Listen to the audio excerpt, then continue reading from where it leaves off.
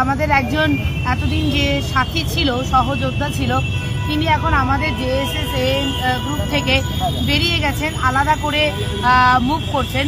তো তার সাথে কিন্তু আমাদের এই যোগ্য মঞ্চের কোনো সম্পর্ক নেই। তিনি 11, 12 এবং 9, 10 11, 12-এর ক্ষেত্রে ফার্স্ট টু সেকেন্ড কাউন্সিলিং আর 9, 10-এর ক্ষেত্রে 1 to 3rd কাউন্সিলিং নিয়ে আলাদাভাবে মুভ করছেন।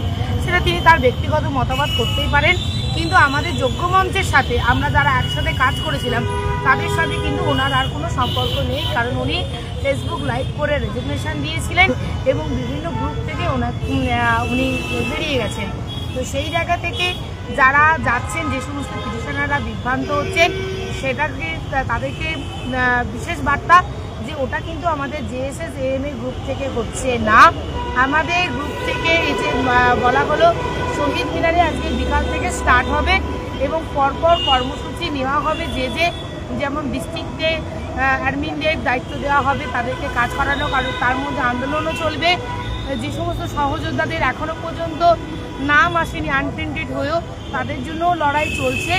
দেখুন, বারবার আমি বলে এসেছি যে ইউনিটি ইজ দ্য স্ট্রেংথ।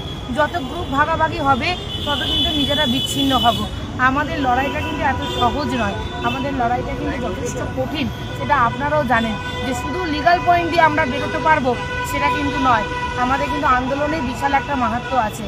তো সেই জায়গা থেকে বলবো, যে সমস্ত পিটিশনাররা অন্য জায়গায় যাচ্ছেন, শরৎ সদনে ডেকেছে, সেটা কিন্তু জেএসএস-এএম-এর পক্ষ থেকে নয়, আমাদের পক্ষ থেকে যেটা ওকালতনামা সাইন আজকে শুরু হবে সেটা হচ্ছে শহীদ মিনারে।